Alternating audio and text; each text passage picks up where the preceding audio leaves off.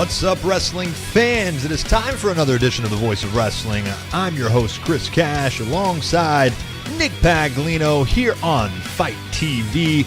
And man, it is going to be an exciting show tonight because WWE's shooting through Seth Rollins. We're going to be shooting, and Al Snow is going to be joining us in just a little bit here on The Voice of Wrestling. He's going to be shooting like always. We're just going to do a shoot show, not to be misunderstood as a shit show, because that would be negative. It's very possible it could be both, a shoot show and a shit show at the same time. But that's, neither here nor there. We are going to talk a lot about wrestling, and we're going to run down TLC as well. Nick, before we get going into some wrestling topics, though, Al Snow's joining us here in a little bit. We have never had Al Snow on the Voice of Wrestling program, and we've been around for going on 15 years now, but Al Snow's never graced us with his presence, and he's one of the best interviews in the business, so I'm really looking forward to talking to him here in a few minutes. Yeah, without a doubt. For anyone who has never listened to Al Snow in an interview, he is remarkably intelligent. I can't really think of anyone that speaks with more eloquence and information about pro wrestling than Al Snow. He really just knows the business inside and out. He's an incredibly funny guy too. But I think people that are used to seeing his television character and the sort of crazy, off-the-wall, insane characters he's played, the real Al Snow is extraordinarily knowledgeable of the business. And we're going to be talking to him about the business, about the current state of pro wrestling. We're also going to be talking about his purchase of OVW and a big OVW special that's coming up called Christmas Chaos. It's going to be airing right here on Fight TV. So that interview's coming up in a little bit. Guys, you're not going to want to miss this. He is a fantastic interview. However, we got a lot to get to before we get Al Snow on the program. We're going to kick that off right now with the main event.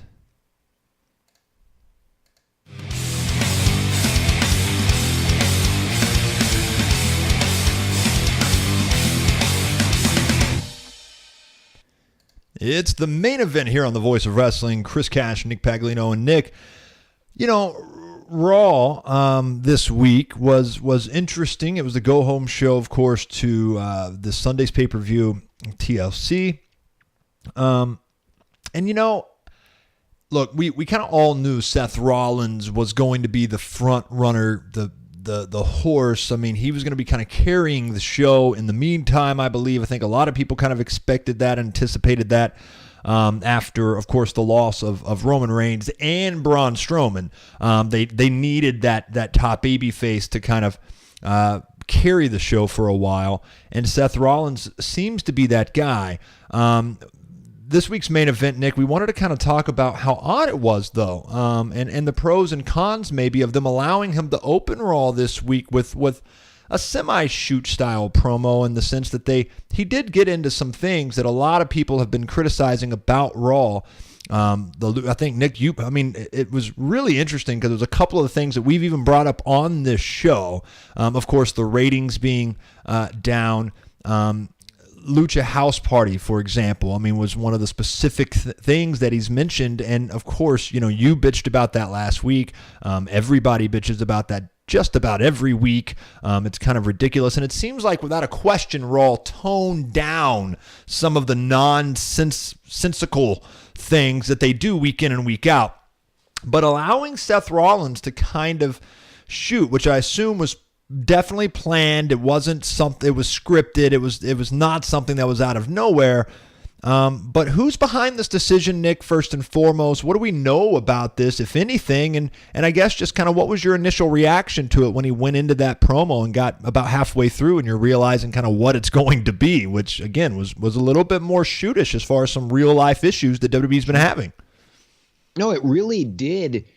It was, to me, I don't know if I want to call it a successful promo or not. Sure. Because I think judging the success of that promo is going to be determined in hindsight, because we're going to see what happens this Sunday in that main event. Certainly, on the one hand, the shoot aspect of the promo was certainly Seth Rollins addressing real issues that Raw has, which is declining television ratings. I mean, SmackDown is sort of going through the same thing. WWE TV as a whole sort of suffering from declining ratings, but Raw, that flagship show, seeing steadily declining ratings in 2018. Now, he sort of specifically was putting it under the Baron Corbin umbrella.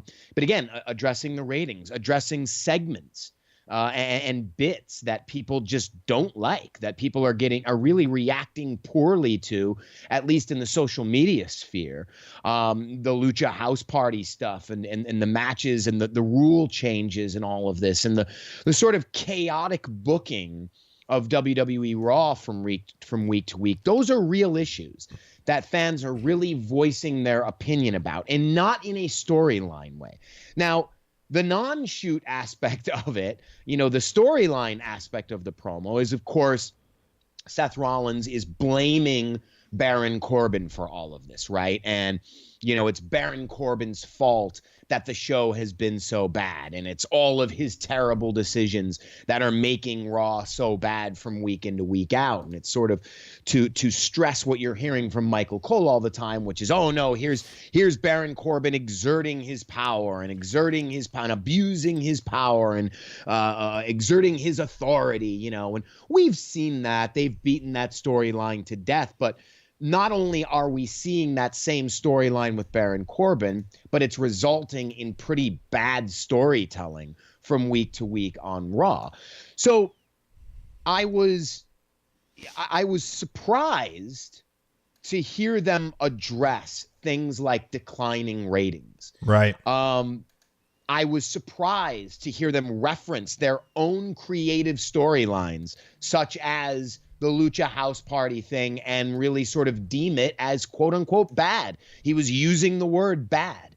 So I was surprised to hear that. WWE typically doesn't come out and say we're doing things poorly, and it was a thinly veiled, to me, and I don't know how you interpreted it, but it was a thinly veiled way of saying Raw has sucked creatively in the past couple weeks, but we're gonna blame that on Baron Corbin because he's quote unquote in charge.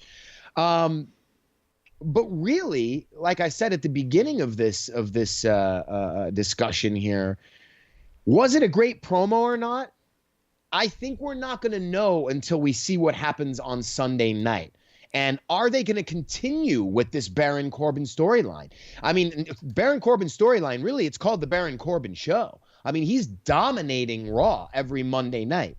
Is that going to continue beyond Sunday? Is WWE going to do something about it? Now, I've seen a lot of comments online. I'm actually reading some here where people are sort of reacting to this. They're reacting to this in a multitude of ways. Some people like the fact that they're using this. They're putting it out there. They're addressing it publicly. Some people like that they're trying to put more heat on Baron Corbin. Other people hate it because they think it's a slap in the face to the fans. Because the idea is, well, listen, if you know your product is this bad, why don't you do something? Right. So that, to me, is that's the question coming out of Monday night. WWE is certainly aware of it. Obviously, they're aware of the declining ratings. They see it every week. I'm sure there is somebody that has their ear to social media. Baron Corbin, coincidentally, actually just did an interview this past week where he talked, an out-of-character interview, where he talked about the constant negativity on social media. And he was talking a little bit more about that, just that incessant negativity and people wishing death on Vince McMahon because the product sucks, and that kind of terrible negativity that, of course, you and I would absolutely disagree with. But just in general, that negativity that seems to be about the product right now, WWE typically doesn't acknowledge that. WWE typically says, well, that's internet trolling. That's the internet fan. We don't cater to the internet fan. We don't listen to that opinion. But when you listen to this promo from Seth Rollins on Raw, it sounds like it's echoing sentiments that you read online, that you hear from people like us that do shows like this. So the question is, is Baron Corbin going to win this match on Sunday, and then WWE is going to double down on this story, and you're going to get 2 hours of Baron Corbin on your television every Monday night as opposed to 1? Are you going to get more Baron Corbin? In which case, then you could look at this and say, yeah, of course it was that promo was a slap in the face to the audience, because it was saying, hey, we're aware of your opinions and we don't care what your opinions are. We're still making a lot of money and we're going to continue with this. Or are they going to go in a different direction? Is Baron Corbin going to lose? Are they going to follow the storyline and he's going to be stripped of his power on Raw and you're not going to see him as much and things are going to start moving in a different direction? That's the real question for me coming out of Seth Rollins' promo on Raw this week. I think, and there was a lot to dissect there. First, let me just kind of make a quick response to your thought about the success of the promo. I think if you're looking at it in a box, I think then just Raw by itself, I think it was a successful promo. It was kind of out of nowhere. I think it took people by surprise, and I think it was well delivered. I mean, let's just kind of put that out there. As far as in the hindsight aspect of things, what are they going to do going forward? They are now, obviously they're aware of the declining ratings and some of the things clearly people are saying about the product as far as making a mention of Lucha House Party and things like that. Now they're acknowledging that they are aware, and that's a little different. And so I agree that there's still a lot to analyze going forward as far as, is this going to change the way they deliver their TV programming each and every week? I really don't want to. I don't want to go out there and go too far and say that is a possibility, because fool me once type, fool me twice type of thing. That being said, look, for Raw, I mean, which has been really, really bad lately and everything, I felt like it did what it was intended to do, and it kicked off a good edition of Raw, a better edition of Raw anyway than what we've been getting for the past month. Now, on the other side of the coin, though, I'll say as far as Baron Corbin is concerned, and of course we're going to run down TLC after we wrap up here with the main event, but let me put over, I think the main event of Raw this week really reminded people about Baron Corbin and who he really is. He's a wrestler first in my mind. I mean, he should be a wrestler first. He's done a good job in my mind. He's done his job. Whatever role you think he's supposed to be playing right now, I would imagine you'd have to give him at least some credit, regardless of how much TV time he gets. And I think that's more due to just kind of the lack of star power they have in a 3-hour show to fill versus, what they think of him. I don't think they want him out there, obviously, as often. But just as we mentioned kind of last week, that's what he's designed to do. He plays adversary to many baby faces up and down the card when they don't really have worthy, credible heels opposite them in the ring to kind of get things personal and kickstart a program. And so I feel like he's doing that job fine. But that main event was exceptional in my mind on Raw this week. And Baron Corbin, yeah, you can't give all the credit to Seth Rollins. He was phenomenal, just as he always is, but so is Baron Corbin. And I think that's where you have to start figuring out what's going to happen from here. It really comes down, Nick, to what do you think is actually going to happen with Baron Corbin? Where do they want him at this point? Do they want him more centered as a competitor in the ring and as a wrestler? And if that's the case, I don't think he stays GM. And if they like this dynamic and they're not really ready to transition him into a full-time wrestler again, then I think that he probably finds a way to weasel himself into the position. But I think this has run its course, even though he's done a good job, and I think he's been a better general manager than, say, Kurt Angle. I think it's run its course, and that kind of is a good way for us to kind of start looking at this Sunday. I think there's no question that Baron Corbin loses this match. He probably loses very decisively. If that injury with Braun Strowman, Nick, is still kind of bothering him a little bit, they're not going to want to take him taking too many bumps at the expense of his elbow. And so I feel like they're probably going to make this a short match. Baron Corbin loses decisively within a few minutes. And then obviously what happens thereafter the fact will be determined next week on Raw. But I definitely think he loses. And Nick, that's how good the match was, too, because it had me thinking that he was about to win the Intercontinental Championship last night on Raw. But either way, it wouldn't have surprised me if they had done that, because I think the clear-cut direction for Baron Corbin at this point, Nick, is getting back into competition more full-time an Intercontinental Championship run might not have been a bad thing for him. That might be more in line with what they want to do with Dean Ambrose going forward. We're not really sure, especially if Seth Rollins has bigger plans going forward. But I think that's where I stand on what should happen and what probably will happen with Baron Corbin going forward. But if his time as GM is coming to an end, Nick, I want to for one say that I think he did a really, really adequate job. I'm not going to go on and on about how amazing he is, but I think he did a good job. And I will like to see him maybe get back into the fold because he can talk on the mic, he can deliver in the ring. He's got the goods to be at least a top B-level guy, maybe kind of low-level A-lister in my mind. Maybe not anytime soon, but it's certainly down the road.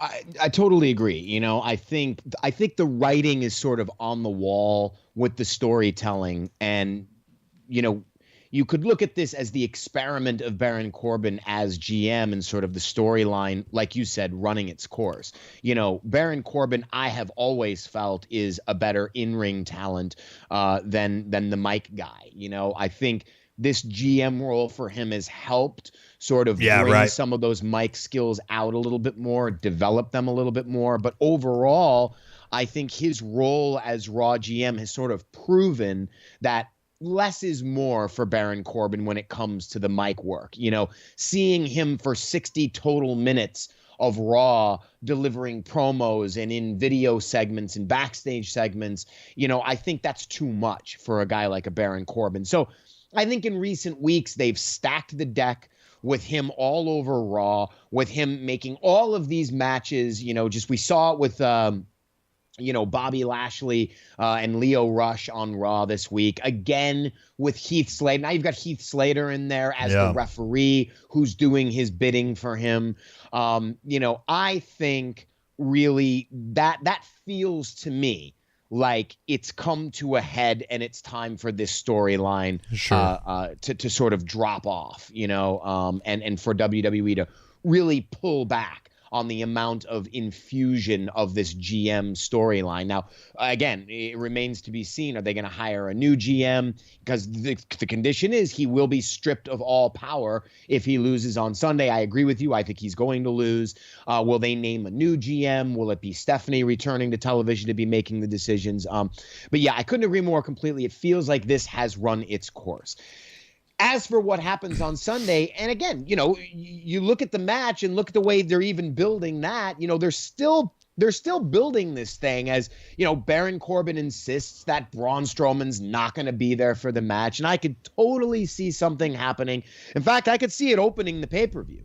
You know, I could see the pay-per-view opening with Baron Corbin standing in the ring, or his music hits and he comes out and he says, you know, all right, it's time for my match. We have a special guest referee. It's going to be Heath Slater, you know, and the belt, or the, you know, he's got the, it's a TLC match, obviously. So, you know, you've got all the weaponry and everything there in the ring. And, you know, and he says, okay, you know, let's they do that bit where, you know, it's like, let's ring the bell. The match has started. We all know Baron Corbin is not here, or excuse me, Braun Strowman is not here. So, you know, they do the thing where the bell rings and the referee starts counting, you know, and at 9 you hear the and Strowman comes out and destroys him within 30 seconds, and that's it. I could definitely see, especially like you said, if Braun Strowman is still on the mend, which I'm sure he is, they probably don't want him too physical in that match. They probably don't want him bumping a lot, potentially re-injure that elbow that he just had surgery on a few weeks ago. I could see that being sort of an immediate squash match, sort of the opposite of what happened to him at Crown Jewel when Baron Corbin interfered. I could see him just coming in, destroying Baron Corbin, and putting to rest that storyline. And if that happens, then look, you know, and I want to add this, you know, you had said your piece about how you felt Baron Corbin did in the role. I think he did a good job too. Again, you know, when you're given D+ material to work with, it's very difficult to deliver an A performance. Sure. And I think a lot of times when ratings are down, fans, especially internet wrestling fans, they always want to blame it on one person. They always want to say, well, the ratings are down because Brock Lesnar's not around and he's the champion. Or ratings are down because, Jinder Mahal is the champion and everybody hates Jinder Mahal. So that's why ratings are down. Ratings are down because Baron Corbin's all over our TV and Baron Corbin sucks and we hate Baron Corbin. Now, I never agree with that because it's never one person who's carrying a show. I always equate a pro wrestling show to a concert. You can't say a concert sucked just because you heard one song that you don't like. Can't really say a 3-hour Raw show sucks because of one character on the show that you don't like. Now, you might be able to make that argument a bit more convincingly as it pertains to Baron Corbin because he has dominated so much of Raw in the past month or so. He really is taking up so much screen time, and, fans are dubbing it, the Baron Corbin show. You could say, if you really, really dislike Baron Corbin, you could say, hey, listen, I don't watch Raw because I know it's going to be the Baron Corbin show. So I don't know, maybe to a certain extent you could make that argument a little bit more as it pertains to Baron Corbin, but I never like to blame an individual talent for ratings woes. It's on the whole creative. There's so much, we've talked about it in the past couple weeks. There's been so much in recent weeks that we've seen so many segments that have been terrible on Raw that you cannot just say it's Baron Corbin. When Seth Rollins is blaming Baron Corbin in his promo, that's storyline, folks. Right. That's work. That's not shoot. That's them trying to get more heat on Baron Corbin and trying to say all of this is his fault because, of course, he's the one, quote unquote, making the decisions. But we all know in reality, creatives making the decisions. And maybe WWE is looking back on this and saying, this isn't working. The creative stuff we're doing isn't working. We don't like some of these segments that we're putting together. The ratings are reflecting it. It's time to make a change. I think we're going to see that change happen on Sunday night when Braun Strowman wins, because if they follow the storyline that they've put into place, the stipulations they put into place, Baron Corbin loses power on Sunday night.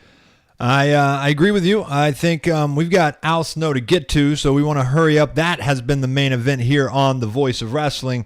And Nick, before we get out of here though, and get Al Snow on the program, wanted to bring up, of course, TLC and give our thoughts and our predictions real quick on the show. I'm really kind of looking forward to this. Me too. I think the matches will be good.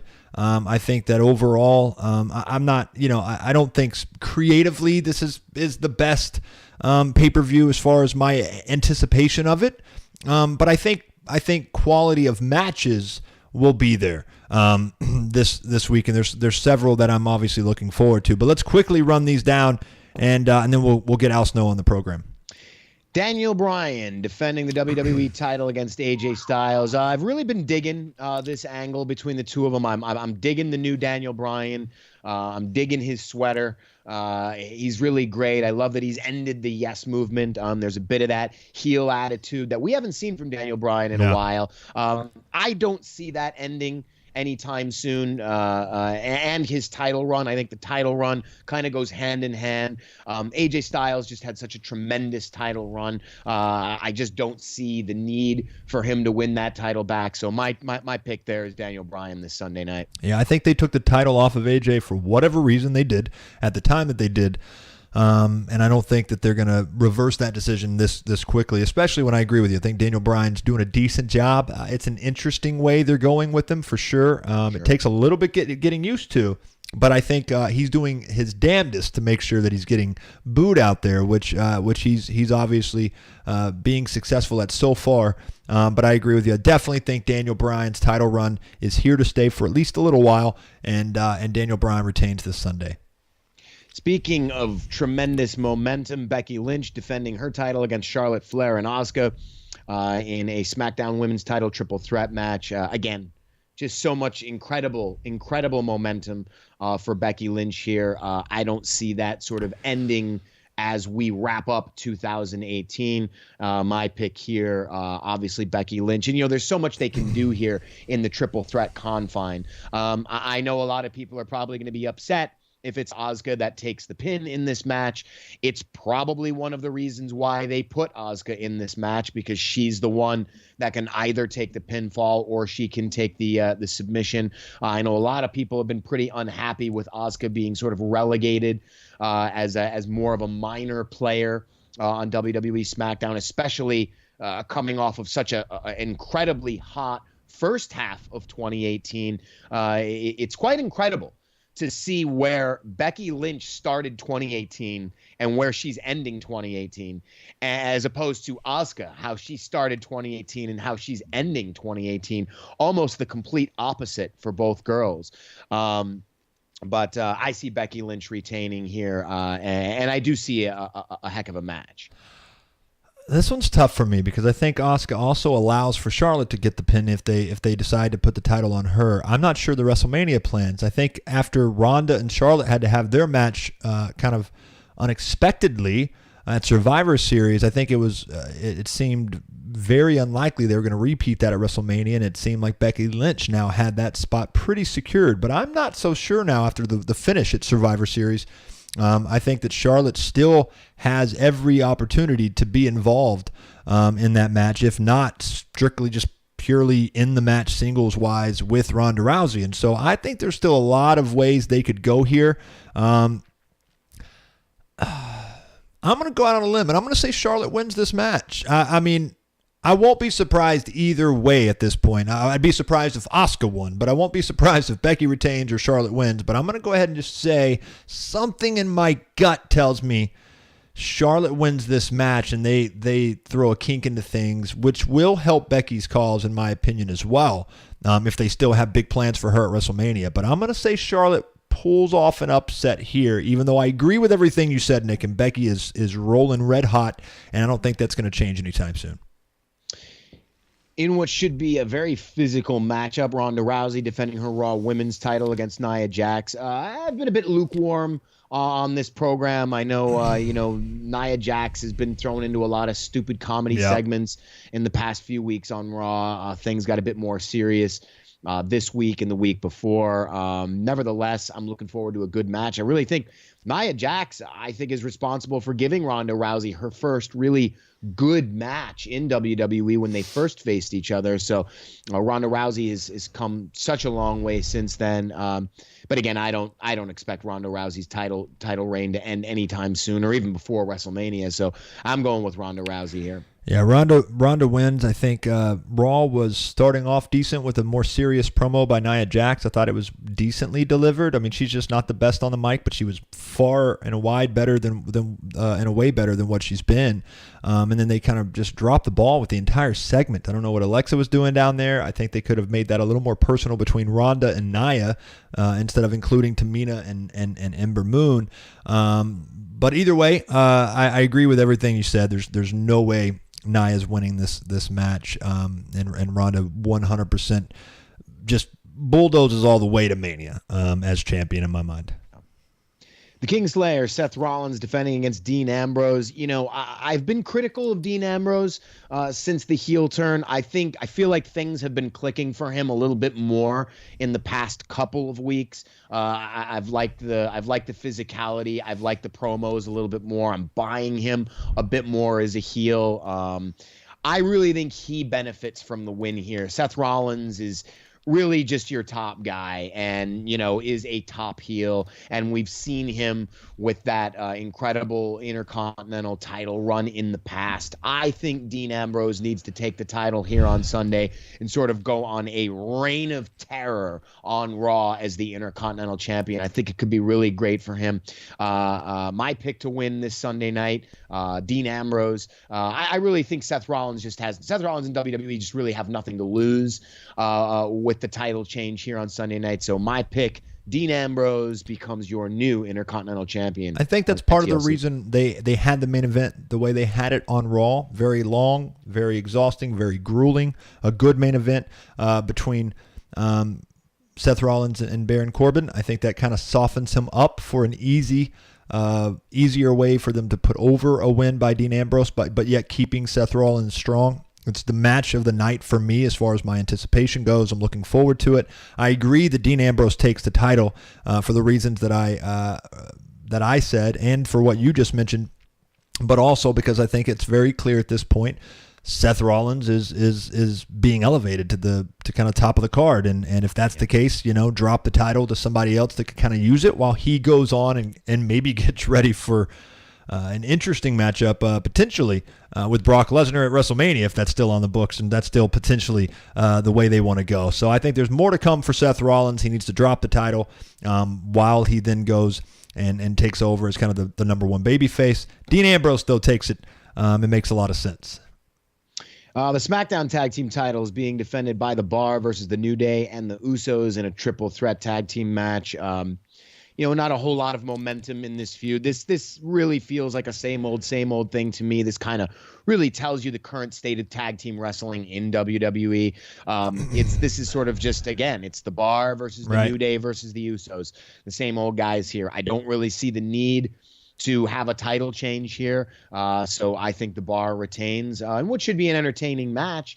But again, I'm sort of, things need to really get freshened up in the tag team division in WWE. But my pick here is The Bar to retain. I agree with that, with everything you said, with the exception of it should be an entertaining match. I don't. It's hard to get in. It's hard to find entertainment when you've seen it so much. I mean, it's on repeat.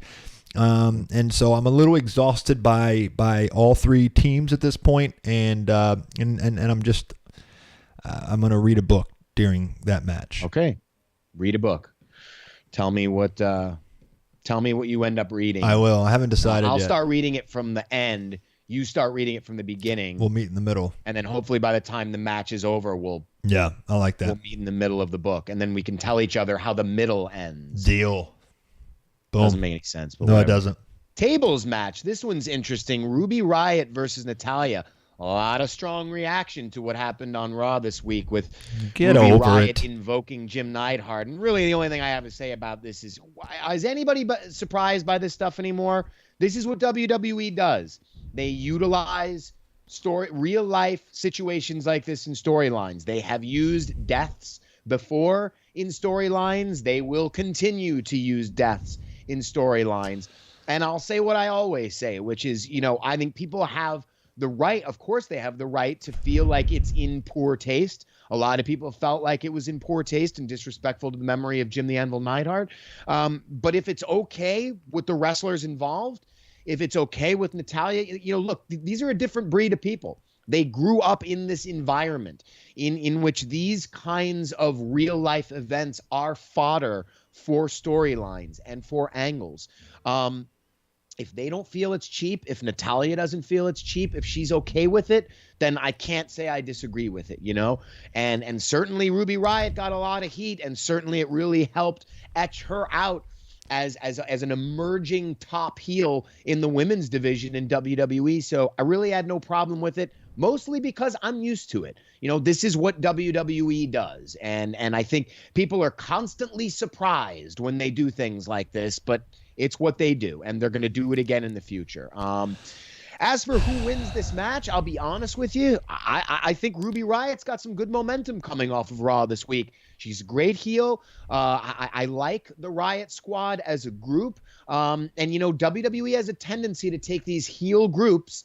You look at a group like the Nexus in the past, and really just sort of bury them by constantly having them lose to babyfaces. I think Ruby Riott needs to win this tables match. Again, there's so many different ways that this can go down to sort of save Natalya here. It's a tables match. Someone's got to go through it. Natalya could accidentally fall through it, something along those lines. Ruby Riott gets sort of that fluke win. We've seen it in tables matches before. And I'm sure we'll see it. We could see it again this Sunday. So my pick is Ruby Riott. I think she needs the win here. I'm gonna go with the win to Ruby. I think that she definitely needs it over Natalya. They used to have people having sex with dead people in caskets. This is very tame compared to that. People need to get over it. And personally, Nick, if I die, I really hope that you and Kevin will continue the legacy of the Voice of Wrestling and myself by still coming on the show and making fun of me. And I mean that actually as a joke, but also very serious as well. Like, it would be an honor for my name to still be coming out of people's mouths weeks or months after my death. And I would imagine in the wrestling business, it's probably kind of an unwritten rule, at least with a lot of these people, that, hey, it's pro wrestling. And if you don't think that Jim the Anvil Neidhart probably would be perfectly fine with this, where his daughter is being able to get a good rub off of his death, and he's staying involved in pro wrestling as a result. I just don't think people understand how death works. Maybe they just want people to die and then be forgotten, but that's not the way I look at death, and I can imagine that most people don't. Especially those in the entertainment business. Their legacy lives on through people like their kids if they happen to be in the same line of work, but also just through the entertainment that they put out there. And so I think people need to get over it. But Ruby is really emerging, and I agree with you there. I think she takes the match. Rounding out the pay-per-view, two matches that have seen some decent storytelling time on Raw in the past few weeks and have kind of fell under that Baron Corbin umbrella is Finn Balor versus Drew McIntyre and Bobby Lashley versus Elias. Finn Balor versus Drew McIntyre seems pretty easy for me to call. I go with Drew McIntyre here. These are somewhat unfortunate matches to me because, Finn Balor is a guy that I think really needs to break through to that next level. Everyone knows he's capable of it. He certainly has the talent to be really the top guy on Raw. I don't think WWE sees him as such. So it will be difficult to see him lose a match to Drew McIntyre, but Drew McIntyre is on such an incredible roll right now. He is on such fire that he just as much deserves this win on Sunday because he truly is a few months away from being the top guy, from being that chosen one in WWE that he was destined to be years and years ago before he was released from the company. And I could even see him winning the Royal Rumble and headlining WrestleMania. But I give this match win to Drew McIntyre. Again, it will be, and it will continue to be, though, a costly loss for someone like Finn Balor, who kind of keeps getting relegated to that mid-card in WWE. And then, of course, on the Bobby Lashley Elias side, here are two guys that are sort of testing out new roles. Bobby Lashley with a heel turn, Elias with a babyface turn. I don't know that either of them right now could really suffer a big loss on a pay-per-view. And you never know. Maybe one of them, maybe they won't. Maybe it'll be some kind of screwball finish with a DQ. Leo Rush, I'm sure, will get involved in some way. If I had to choose, I would probably think, and again, remember that this match has been made a ladder match. Right. Now. So where they can climb the ladder, they can use the guitar. So, that will come into play. Again, Leo Rush will probably be in there. I really think WWE benefits the most from this. What I want out of this match more than anything else is a good, hard-hitting match. These two guys need to go out there and have a great match. We need to be talking about this next week when we recap the show from Sunday. We need to be talking about how Bobby Lashley and Elias had a great match on pay-per-view. I think both these guys are due for that. I'm going to go with Elias winning here. Bobby Lashley got the best of him on Raw this week with Leo Rush actually getting a win over Elias. So I think that sort of foreshadows the win for Elias. But I'm hoping for a really good physical match between these two because they need it. I agree with that. I think Elias is hands down going to. I don't think it's a close. I would be really shocked if Bobby Lashley won this, even though I think he's good in the role. But Elias wins this, and on the other side, Finn Balor. It's one of those things where it's just. I'll believe it when I see it that they're going to take this guy serious enough to put him over somebody like Drew McIntyre, who, as you mentioned, is really in a league of his own, at least on the heel side right now on the card. I think he is a really top-notch guy that is flourishing and is going to continue to flourish because he's just better than most. I mean, he really is good at what he's doing, and he's in a perfect fit for his character. Drew wins that. I've got Elias going over Bobby, and hopefully, but I do agree with you. I think both matches have the ability to be good, like really good. I'm really looking forward to Drew McIntyre and Finn Balor as well. I think that's going to be a very good match as well. But should be a good pay-per-view. I think on paper here, you've got a lot of fantastic matches. Yeah. And even if that Braun Strowman versus Baron Corbin match is a 30-second squash, you have plenty on this card with Ronda Rousey with a triple threat title match for the SmackDown Women's title, Seth Rollins, Ambrose. I mean, Ruby Riott, Natalya, and those last two matches that we talked about all should be great in-ring matches. So I am looking forward to this pay-per-view. And next week, on next week's show, we will be bringing back an old segment that we used to do on the show called Nick's Paper Review, which I will be offering my thoughts on the pay-per-view from Sunday. And then, of course, Chris and I will drill into it and give our detailed thoughts on the pay-per-view as a whole. Looking forward to that next week. You guys enjoy TLC, but for now, we've got to get Al Snow on the show. Looking forward to that, guys. Stick around. Al Snow's coming up in just a couple of minutes. All right, welcome back to the Voice of Wrestling. Chris Cash, Nick Paglino, and Nick, we're very excited. We've been doing VLW. I mean, every once in a while we have to point out how long VLW off and on has been on the air, especially when we have a guest come on that I'm pretty sure this may be his first appearance on The Voice of Wrestling, despite the fact that off and on we've been around for 15 years. And if you've heard this guy in interviews, you would probably think Nick and I are idiots for not going out and getting him sooner, because he's one of the funniest and definitely one of the most knowledgeable guys that I've heard as far as interviews, and I'm looking forward to having him on the show. Al Snow joins us here on The Voice of Wrestling. Al, how's it going, man? Very good. Thank you guys very much for having me on. So we're here obviously to talk a little bit about your upcoming show, Christmas Chaos. It's going to be airing on our partner network as well, Fight.tv. It's going to be live. It's going to be on the 14th at 8 Eastern. So Al, real quick, kind of talk a little bit about what this show is and what we can expect if we watch it live on Fight. Okay, well, what it is we're on a big event about once every 3 months here in OVW. That we culminate, do these quarterly events, and we decided we were going to do something different, not only for OVW, but I think for most independent wrestling companies, and that is we're going to do our version of Hell in a Cell. We have a 20-foot high steel cage that literally surrounds the entire ringside area where the barriers go. Wow. And then we have on top of that, we have a 15-foot high steel cage that will be on the ring itself. That's impressive. And so this is going to be. Go ahead. How's the match? How does it work? Is it contested? This sort of the similar rules to a Hell in a Cell, or is it a different version? Actually, what we'll have to do is all the matches will be in the cage. Just simply logistically, it's just too difficult to, put both of those cages up. It would take hours to do. But each match will have its own stipulations to it.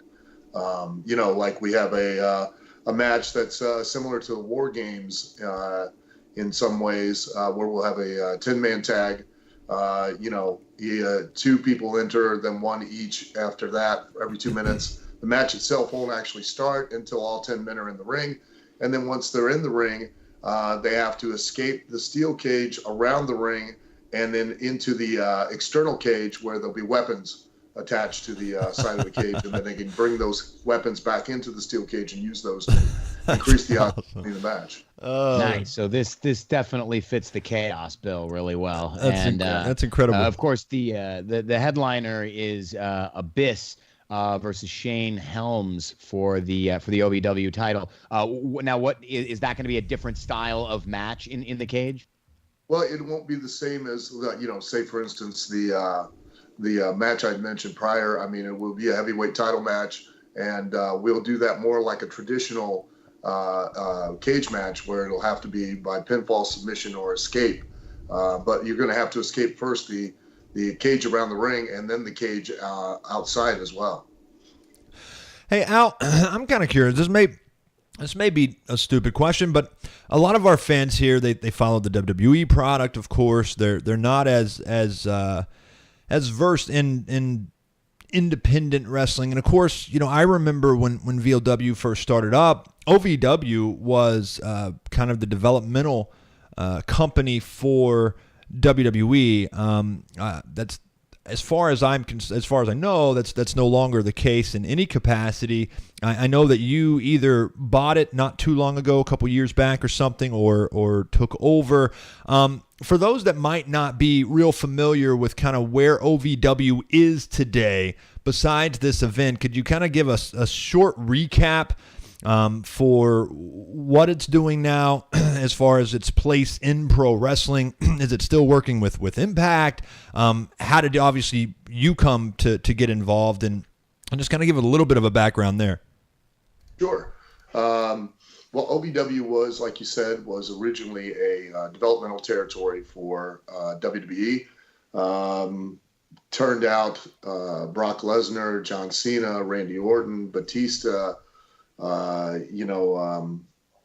I came down, CM Punk, Beth Phoenix, Maurice, The Miz, the list goes on. I think it's well over 300 OVW alumni that were on the main roster, and I forget the percentage of that 300 that were main eventers in WrestleMania that have been turned down. But it's high, yeah. Yeah. I came down in the early 2000s and was the head trainer for the developmental program with WWE at that time. We built the program up to where we were operating as a real life territory. We did 186 live events the last year that we had a relationship with WWE. 52 of those were TV, so we did actually 134 live events around the state of Kentucky with an average attendance of about 400 people. That's where I want to build OVW back up to. Sure. Once WWE severed their relationship with OVW, I had parted ways, began to work with Impact as a producer, and then was moved into the office as a senior executive director of talent relations and television.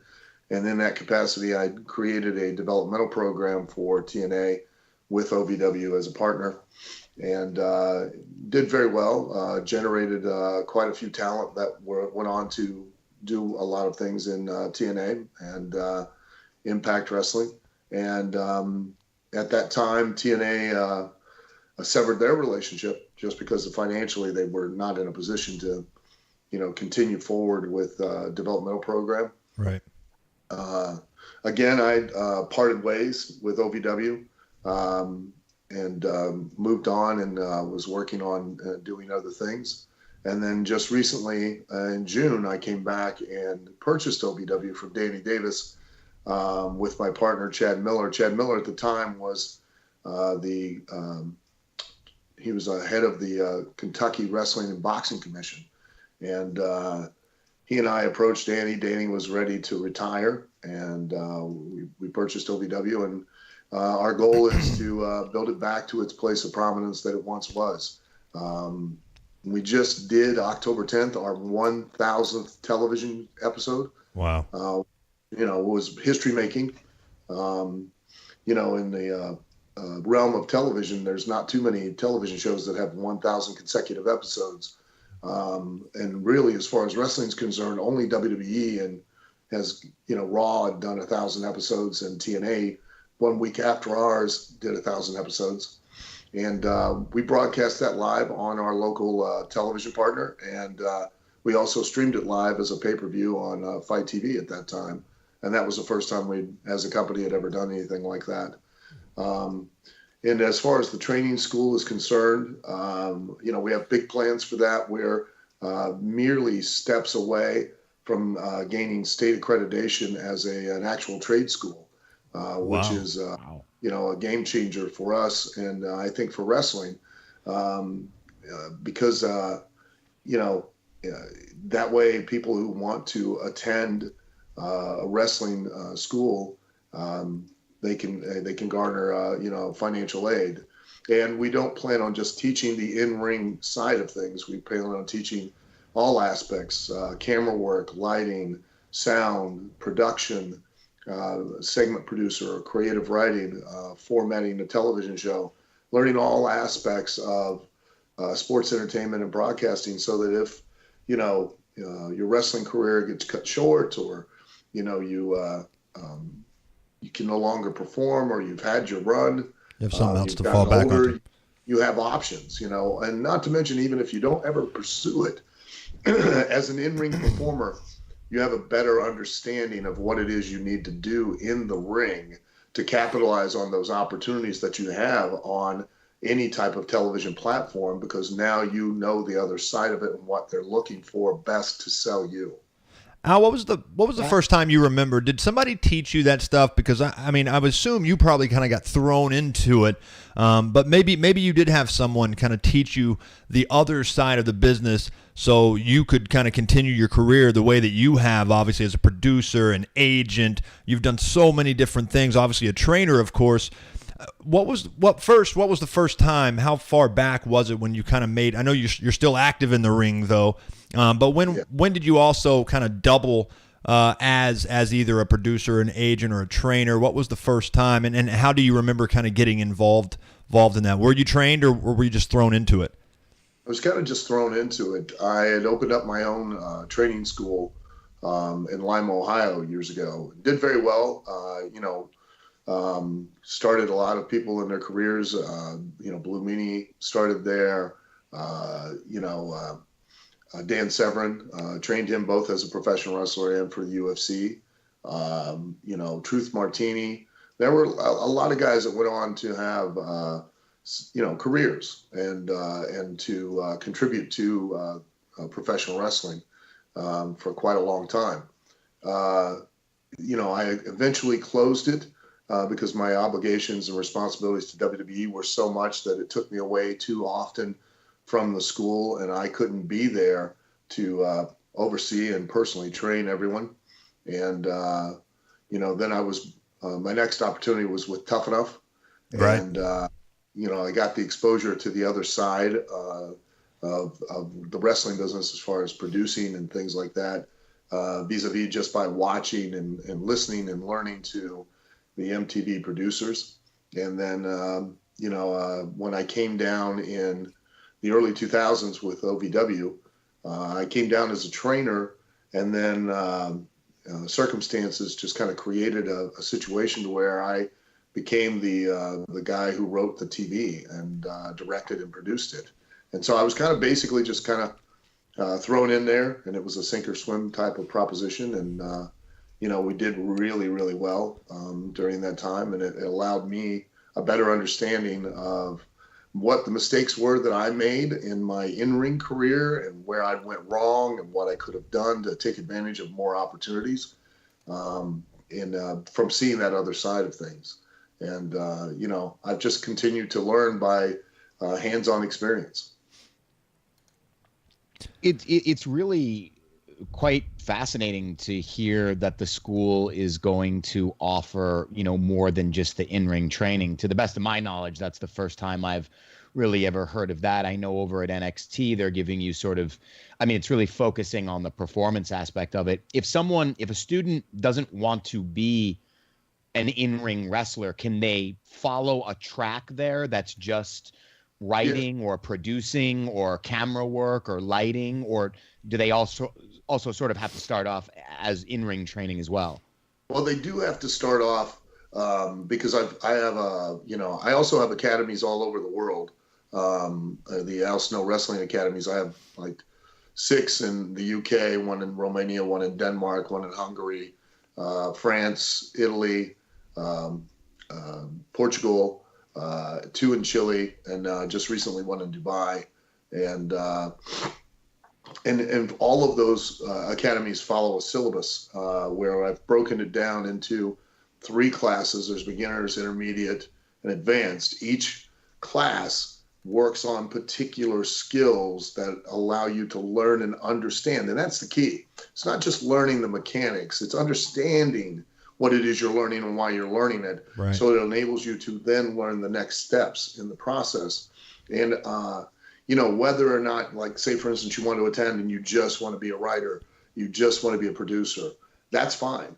But you're going to attend that beginner's class where you're going to get that understanding of what is taking place in the ring and why it's taking place in that ring. Because conversely, for the in-ring performer, knowing the other side of it better allows them to perform and sell what you need them to sell on those television platforms, knowing the in-ring side of things as far as being a producer or director or writer allows you a better feeling and grasp of what it is you are actually trying to produce or write or create or direct. Right. Right. So it really does. I mean, yeah, obviously here, OVW, it does seem like your goal in taking it over is still obviously to continue pushing it as a school, in addition to being a television product and airing, continuing to air the TV show and the specials that you're doing on Fight. Focusing on the promotion aspect of it, the television show aspect of it, you've been everywhere, obviously, WWE, Impact. What do you intend to do with OVW to sort of either separate yourself from those two products or make stand out from those two products? And do you have any desire to work with those companies? I know Impact is sort of embracing this attitude of, cohesion as opposed to competition, where you're seeing them working with a lot of other companies. Do you foresee OVW doing that, or do you have a sort of specific idea in mind for where you want it to go compared to an Impact or a WWE? Well, I do have a specific direction where I want it to go. And as far as, retaining it as part of the school, I certainly, it will always be a training ground, a place for talent to come and to learn the real art of physical storytelling within the context of a competition. For me, I think that is where a lot of the other products have become detached. And with the quote, the business has changed. The business hasn't changed. It's grown, it's evolved, it's become more sophisticated. But let's face facts. Number one, the business has always been a reflection of what the society that it performs in front of is. It's just simply directly a mirror. Go back and you can watch clear back to the 50s, and all the bad guys were foreigners, right. The Japanese and Germans, and and it was a very simplistic approach to the art of what they were selling at that time, because the audience was very simplistic. We have an audience now that is much more sophisticated. I mean, we live in an information world, and but let's understand that just because you have access to information doesn't grant you real knowledge, and that's a big misunderstanding, especially within the wrestling business. Everybody assumes that because the audience now has access to information that they are as knowledgeable as the performers themselves, and thus can dictate those performances. And and the vocal minority a lot of times do. And we become even more detached from the very one thing that we're selling, which is that the outcome is predetermined, but the audience wants to believe in the fact that the outcome isn't, that it has some gravity or consequence to it, much like a real competitive situation. As far as separating myself in OVW from those other products, that's about the only thing I want to do. Is I want to literally bring it back to that, and make an effort to try to create definable characters and personalities, and that and consistent logical reaction in action storylines. For every action, there should be a logical and realistic reaction to what has just occurred. And that's what I try to do. Al, it's interesting that you brought up kind of the idea of we live in an information world, but it doesn't necessarily mean that you're more knowledgeable. As a wrestling fan, of course, kind of putting it more on that, and you brought up the vocal minority. I remember we had Eric Bischoff on the show just a month ago, and it was interesting because that kind of came up again in that conversation as well. He had his quote unquote 10 percenters line that he had, and that kind of took off, and his point being that there was just this 10% of the group that was so vocal, and mostly negative as well. I mean, it doesn't really matter. But that being said, I asked him, and I want to ask you kind of the same question, because I know you've been involved in the wrestling business in so many aspects. I'm assuming you see the numbers, you kind of understand some of the, and plus you're very, very active online as far as social media, so you at least kind of have your hand on the pulse there. I'm kind of curious though, do you think the vocal minority is really the minority as much as it used to be? The one thing that I've seen changing and maybe evolving, as you mentioned, it seems like that gap is closing. The quote-unquote internet wrestling fan doesn't seem like it has much weight anymore. It really seems, because of this information technology age that we live in, the casual fans, they're all on the internet too. They're all on Facebook. They're following the groups and the fan pages of wrestling. So they're seeing the information that the internet wrestling community saw years ago by themselves. It seems like they're seeing that stuff the same way. And so certain things that can kind of spread a lot quicker. Do you not think that gap is kind of thinning a little bit as far as that goes, or do you still think there's a big portion of wrestling fans that don't care about that stuff and just watch the products and are what we used to think of as casual fans? Well, let's start with what are you a casual fan of? Are you a casual fan of football or baseball or basketball? Sure. I would say like I watch the Cowboys every week. I don't probably go out of my way week in and week out though and follow the Cowboys or the NFL dirt sheets. Inside information. I don't go look for that. Right. So much like what you just said though, you have access or you can see some of that information, but you don't go and search it out like for say the hardcore or internet wrestling fans do. And listen, I will tell you quite honestly and sincerely that I am very grateful for every single person who is a fan of wrestling, whether they be hardcore, internet, smart, and is whether they're vocal or they're not, whether they're critical or they're not, and I can tell you that I believe that everyone is entitled to their opinion. And can feel free to voice it as much as they wish because they have paid their money to watch that performance. And as such, they're free to state whatever they want to state. I think that they're, as far as you're saying that the thinning of it, I disagree. And that is that much like, you stated you're a casual fan of football and you like it and you follow it, but, take, for instance, myself. I've been a professional wrestler in the wrestling business for 36 years. So I'd say I have a pretty vested interest, especially since now that I own OVW. Sure. I go online, and my online experience consists of going on Facebook, Twitter, Instagram, trying to keep my, hand and my, brand out there. And like you said, trying to keep my finger on the pulse, on the feeling and the opinion of the wrestling audience to whatever degree that may be. And then, I'll check my email and then, maybe go to the occasional porn site. That's about it. So if I've got a vested interest in wrestling and I don't go to or search out wrestling websites or wrestling information, why would Mr. and Mrs. Walmart do that? And then why I say Mr. and Mrs. Walmart, because that's the largest percentage of the population. And who are you trying to market to?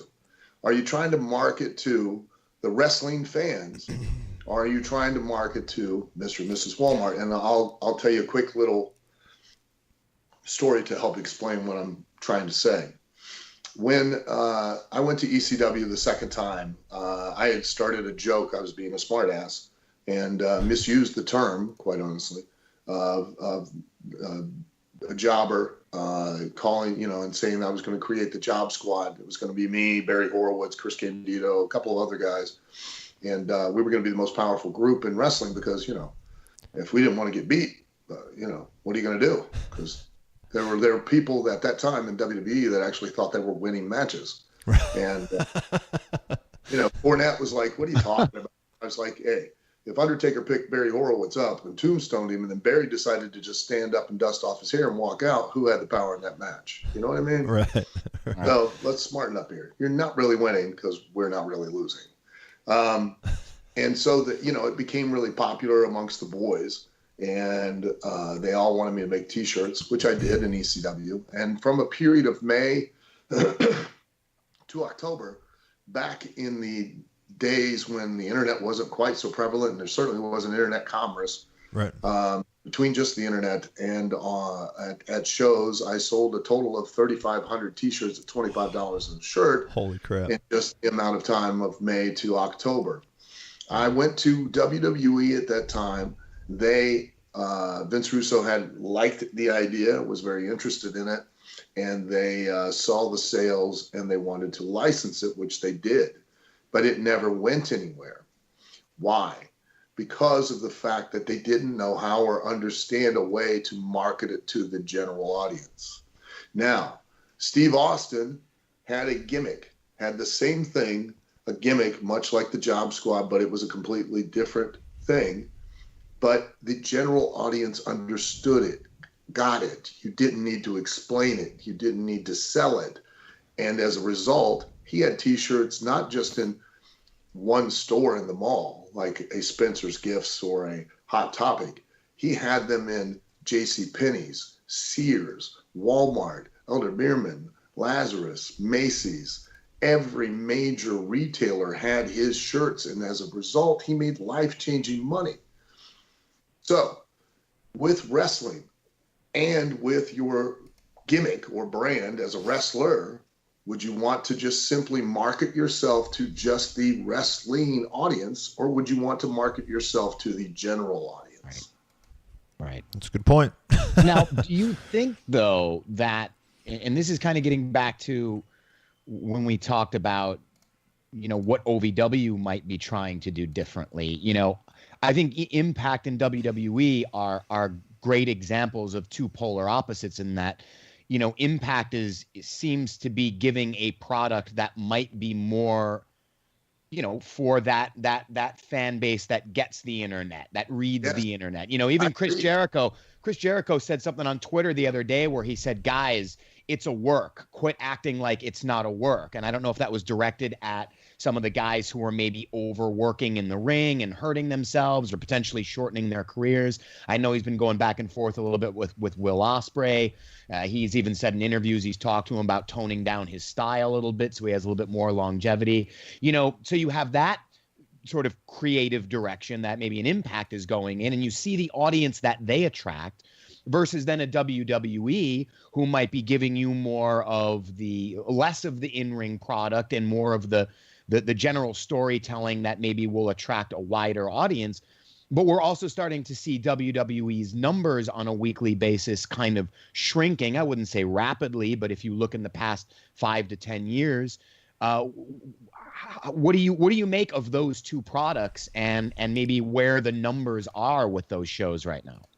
Well, I agree with you that WWE has been and always will be a product that is trying to appeal to the mass audience. TNA Impact is trying to appeal, I believe, and I, this is merely speculation on my part because I'm not involved. That I think that they are trying to appeal to a wrestling audience. Al, not to interrupt you, but I wanted to, I just had a thought, Sure. When you were there, you worked with Dixie Carter. There were always these rumors out there floating around, and hopefully you can address them, that Dixie Carter was someone that paid a lot of attention to the internet and what the internet fan wanted, or maybe what the dirt sheet writers wrote about and criticized. Is that true? Did she react to that? Yeah, absolutely. And I think it's a big mistake. Because again, are you marketing to just the wrestling audience, i.e. the Job Squad, or are you marketing to the general audience, i.e. Stone Cold Steve Austin's?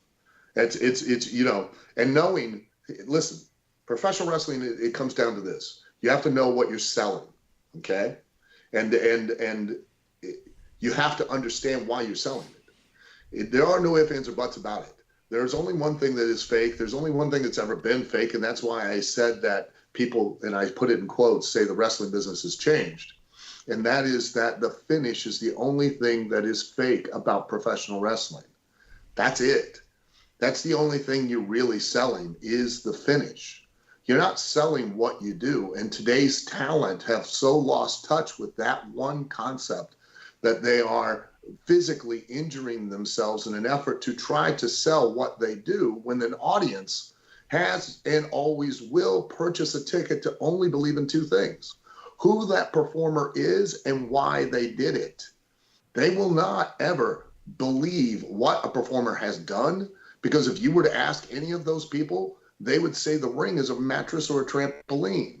Right. That begets the whole problem I have these days with guys bumping guys on a ring apron or bumping them into the turnbuckle. We, as performers, know that the ring apron is the most dangerous part of that ring. It's the stiffest, and it comes to an edge where you could create some kind of life-altering injury. Right. The turnbuckle, much the same thing. It's an actual steel turnbuckle with just a little bit of foam padding over it. Yeah. And now you're taking somebody and tossing them backwards into it where they can't take the bump for you. They are completely reliant on how they strike that steel cable and turnbuckle. Okay? And let's face it, several people have been injured in recent years taking that bump. But the audience doesn't know. And therefore, it doesn't get anything more out of it. But we're trying to sell what we do. We're not trying to sell who we are and why we do it. And the more effectively a performer, back to Jericho talking to Will Ospreay. Will Ospreay's fantastic, physically, athletically, amazing. But who is he?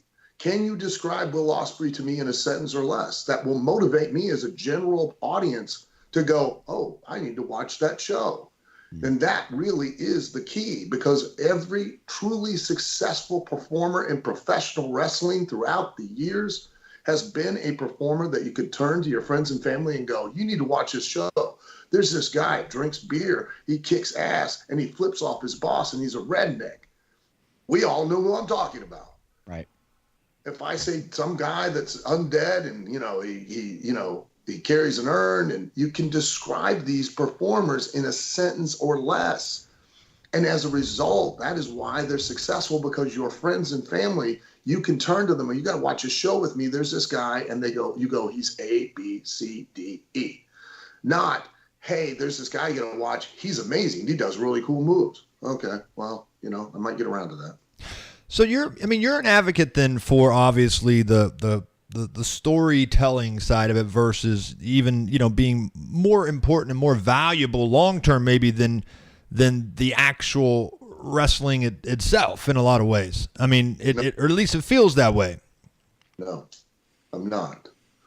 What I am is that I a lot of people misunderstand when I say, number one, I never tell the talent what to do or what not to do, other than to not violate what it is we're trying to sell.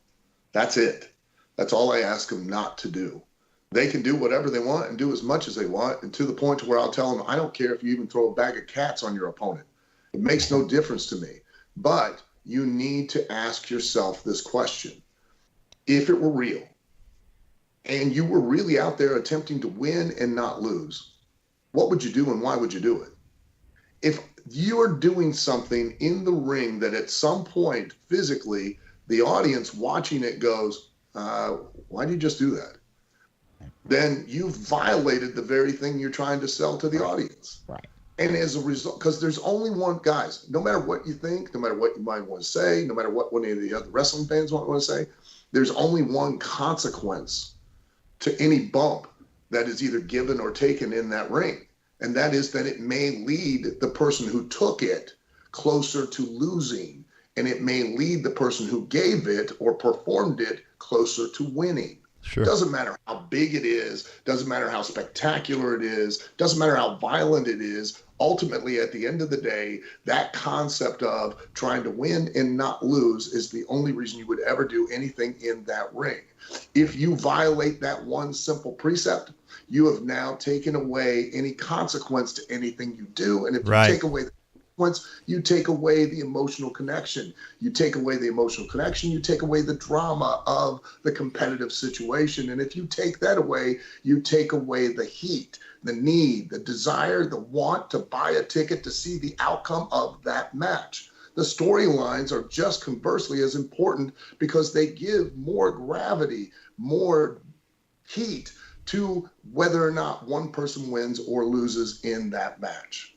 Logical storytelling, right? I mean, it's just simple logical storytelling. And if you're doing anything, whether it's an in-ring promo on the mic or you're wrestling a match, if you're doing something illogical, then it's just detracting from the story that you're trying to tell. How many times have you watched, whether it's independent wrestling or WWE or TNA, one performer literally knocks the other performer down to the very place he could beat him, then bends over and picks him back up. Right. Okay. Now, Right. if you're watching UFC, I don't know how many you guys, and you can say, well, that's different. No, it's not. It's still a competitive situation. Right. Two guys are prize fighters and they're trying to attempt to win and not lose. But one guy knocks the other guy down, and instead of mounting him and trying to ground and pound or trying to get some kind of submission, he picks him back up so he can do a bigger move next time.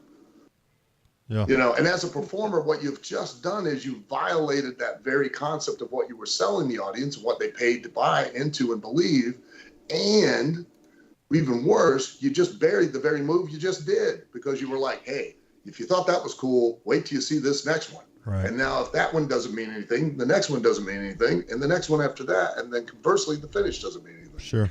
What do you think? I mean, to a certain extent, though, I guess you could chop this down for a really long time. I mean, it's like when I watch, if I ever watch wrestling with someone who maybe doesn't watch it all the time or has only ever seen it a couple of times, and you're seeing someone come off the top rope to do a crossbody or and the person I'm watching with it says, well, why doesn't the other guy just move out of the way? Why is he laying there? Why is he just standing there? Or you see an Irish whip, and why is he bouncing off the ropes and coming back at the guy? Why doesn't he just stop running? And the answer is always, well, you're getting too logical with this stuff. It's wrestling. This is how it goes. So, I mean, that's been going on. Obviously, that's wrestling for years, right? So those questions were always asked, but what made a guy like, say, a commentator like Gordon Soley so good was that he knew an audience was asking that very same question. Mm-hmm. And he would come up with an explanation, and what took place in the ring actually allowed him to create that explanation for the audience as to why it was able to do it. For instance, being thrown into the ropes. Back in the day, that didn't happen until a little later in the match. And I distinctly remember Gordon Soley saying that, he's worn his opponent down. He's cut off the air to his brain, and he's a little off kilter. And that's why he's able to throw him off balance into the ropes and then increase the momentum for whatever he was about to do. Right. So it had a logical explanation to it. You could justify it. And much like with any form of entertainment, whether it be magic or the movies or etc., you create a superhero movie. Well, yes. You can ask those same questions unless you. Why does Superman fly? Right. Unless you, within the context of the story you're telling, create a justification for these things happening. But when you just do them without that justification, then those questions now stand out that much more. Right. Before we start wrapping up, I'm kind of curious to your thoughts. You've been involved with WWE's developmental, obviously Impacts, and of course now with OVW. What do you think of when you see the dynamic between WWE and of course NXT? As wrestling fans, I know there's been some complaints and there's been some talk as far as kind of they established themselves in a big way because NXT almost acts really does function pretty much as its own entity at this point now. And then of course it seems like maybe, and again, this is just my personal thought too, looking, from the outside looking in, it seems like they're really having somewhat of a hard time maybe transitioning from NXT to the main roster at this point, and it doesn't seem like that was the case back in the day near as much. Not talking so much about Tough Enough, because that was really branded around one, the big winner, and of course they're going to get the push. But being a constant flow of new talent now coming up to the main roster, I'm kind of curious, Al, what do you think of the dynamic between NXT and how it's playing its part now into WWE's developmental system, and then of course how these guys are transitioning? Do you like what you're seeing? I'm not sure how much you were involved in kind of where it is now and stuff, but what do you think of NXT and the dynamic it's playing with WWE in the main the main two shows, obviously? Oof, that's a lot.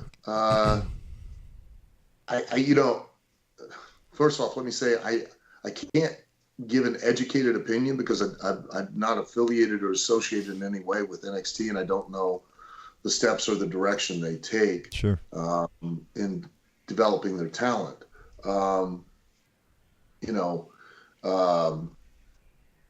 As far as transition, I think NXT is doing great and doing exactly what they need to do, which they're giving a platform for this talent to go out and garner valuable experience, both as far as a television show and as a live event, producer. That's absolutely essential. But as far as transitioning, I think what it comes down to, and it's probably without a doubt the most valuable thing that a professional wrestler needs to learn, and that is their own voice. I think what you're having is, again, this is all just purely speculation and assumption. And I hate doing this in a public forum because it leads to, the wrong ideas. But from what I can take and from what I can see, it seems like a lot of these guys, this talent, are brought up and are given a character, developing that character, and it's a character. Right. Okay. Right. As a result, it's not really who they are. Who and what you are in the ring is never a character. It's referred to as such, but it never is. We always refer to it as a gimmick, and a gimmick was different than a character in so much as it was a natural extension of your real personality. You just turned the volume up on that aspect of it. Sure. Stone Cold Steve Austin is Stone Cold Steve Austin. I mean, he just turns the volume way up. Right. Mick Foley, but he just turns the volume way up. And that's why those gimmicks work. They're not characters per se. Randy Orton is Randy Orton. He just with the volume turned way up. Vince McMahon is Vince McMahon. Right. Just with the volume. Right. Triple H, The Rock, etc. Just with the volume turned way up. And I think there's right now such a driving need for fresh talent, because back to what you were saying earlier about the numbers dropping and everything like that, I think that the numbers are dropping per se because, wrestlers are a product, and no matter how much you like, let's say, peanut butter. You love peanut butter. You just can't get enough peanut butter. But at some point, you do.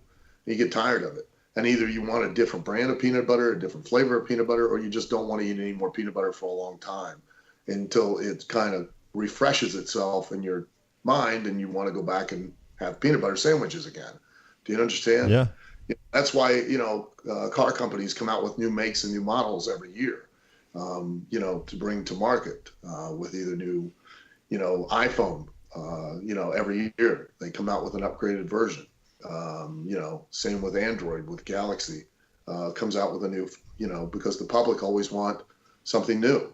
And a professional wrestler is no different. They're a product that you sell, and they sell themselves. And sometimes they have a run for 6 months, sometimes 6 years, sometimes 16 years. But at some point, they have to go away. In the old days, we were blessed with the territories. So you could have a run in, let's say, the Michigan-Ohio territory, and, you'd do great, you'd draw money, and then you'd start to drop off. Then you had to disappear. You had to go away. Well, you still had to make a living. So you had the blessing of being able to go to Tennessee, Now you're brand new. You're somebody different, somebody they've never seen. You're fresh, or they haven't seen in a couple of years. And these days, in this day and age, it's very difficult because, let's look at how long has John Cena been on the roster, and in the spot that he's been in. In just recent memory, how long has it been that Miz has been, right. on the roster? And people, and it's not the performers and their inability to do things, or the creatives inability to create situations or circumstances. It's just that, how many times can you watch the same matchups? How many times can you watch the same wrestler? Right. At some point you want something new and fresh, and WWE, I know, is aware of that and has that driving desire to pull up new talent. And sometimes I think in those situations, they don't have the talent, don't have the opportunity quite yet to develop that sense and understanding of who they are and who their own voice is, and thus create a gimmick, an extension of their personality. And then they get assigned a character, and then, they're not really that character. Sure. As a result, it doesn't connect with the audience, and as such, doesn't sell as effectively as if they were given that opportunity to properly develop that voice. And that, I think, is wherein the problem might lie. That's a good point. Guys, you're listening to Al Snow. Al, before we let you go, reminder, OVW Christmas Chaos going to be airing on Fight TV at 8 p.m. Eastern on December 14th. How else can fans watch the show, Al? Well, we are airing live every week, or not live. We air every week on WBNA, Channel 21 here in Louisville, Kentucky. I know that we're in the process of getting our weekly shows up on Fight TV as well, so that audiences can follow the stories and, follow the characters. And then we will continue to produce and provide content for Fight TV for pay-per-views on a pretty regular basis going forward. And as far as the Christmas Chaos event goes, of course, we know Abyss versus Hurricane Helms. Any other matches you can tell us for that card? Yeah, we'll have the OVW Southern Tag Team titles. We'll have the War Kings Crimson and Jax Dane. They'll be in, and they will be taking on the Bro Gods in a rematch for the titles. We will have the Twin Chambers match, which will be the 10-man tag. Where the match doesn't start until all 10 are in, and then they have to escape the steel cage around the ring to get to the outer cage, to get the weapons, to get back in the cage, to then use the weapons to win the match. So it should be pretty interesting. And hey, real quick, a personal thought, because if I guess an academy in 20 million different countries and buying OVW and everything that you're doing wasn't enough. You also decided to start an apparel industry, apparently, as well, as on your T-shirt, collar and elbow. And I see the stuff all over the place, and I love the designs. I love the gimmicks that you guys put out. So I want everybody to check it out if they haven't as well. But Al, real quick, put over collar and elbow, because how in the hell did that come to be number one? And where of course can they go check out the designs and buy the shirts? My partner Rod Hicks and I had decided to, we wanted to do something for wrestling fans, because really, quite honestly, that's all we really are too. Is I'm just nothing more than a fan of wrestling, and not just professional wrestling, but all styles: Greco-Roman, freestyle, judo, jiu-jitsu, sure. MMA. And we tried to come up with a universal name for it. And every match, no matter the style, always starts with a collar and elbow lockup. Right. And we wanted to create and design clothing that if you're a wrestling fan and you see somebody wearing it out in public, you get it. And we wanted it to be cool and, something different, but yet still communicate to the wrestling audience. But at the same time, if you're a wrestling fan and you wear, like you wear the typical wrestling shirt out in public, then you got all those people that aren't really wrestling fans. Right. Like, oh, what do you watch that? That's fake. And it's like, well, congratulations, Sherlock. How long did it take you to piece that puzzle together? Right. Exactly. Yeah. You don't need to deal with that. It's exhausting. And part of the appeal, back to Stone Cold Steve Austin, part of the appeal of his merchandise was it was just cool. Yep. If you're a wrestling fan, you watch the wrestling show, you got it. Yep. And But if you weren't, it was just, here are these cool shirts with these skulls Skulls on them and stuff, yeah. you know, these cool designs. So, you know, we kind of took it along those lines, and we created like streetwear designs, and put terms and things on there that a wrestling fan would understand and get. And then we picked really high quality t-shirts. They fit really well, and they're really comfortable. And everybody talks about how soft they are, and because I wanted them to be like those shirts that you can have for years, you know, where you Sure. go out of your way to dig through the drawer to make sure you pick that one particular shirt. Right. Yeah. Very nice. And if anybody wants to buy one, they can go to collarandelbowbrand.com. They can check all the designs out there. We just had a new release. This one's one of the new ones that we just have. And you can use the code SNOWMAN, SNOWMAN, take 10% off. And that also helps when we have sales. Let's say we have a sale and we take 20 or 30% off. You can use that code and take the additional 10% off. So instead of 20 or 30%, you get 30 or 40% off. Nice. Very nice. Purchase.